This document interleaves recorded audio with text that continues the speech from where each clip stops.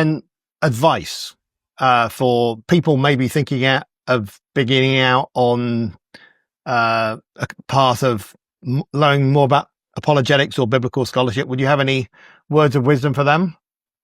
Yeah, my advice to people who ask about, they say, I want to get involved in something like Christian apologetics, is to really figure out, is this something that you're interested in as a career path or interested in as the calling of a Christian?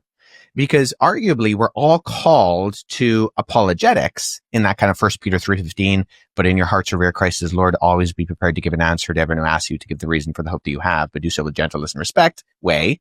But that doesn't necessarily mean that your job description needs to be Christian apologist. And in some ways, the average person is able to engage apologetically and evangelistically in a much more practical way in the public workplace than, say, a Christian apologist is who is, say, speaking at a conference or on a university campus. Absolutely. I do a lot of what I've self-described as guerrilla evangelism and apologetics, right? I go in, I give a talk, and then I have to fly home afterwards. And so a lot of people on the ground have the opportunity to make connections and to follow up in a way that sometimes I don't always have.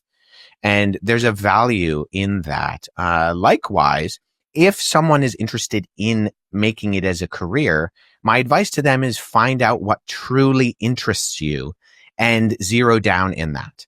Yeah. Because apologetics is most useful when it is in a particular lane: history, science, philosophy, etc.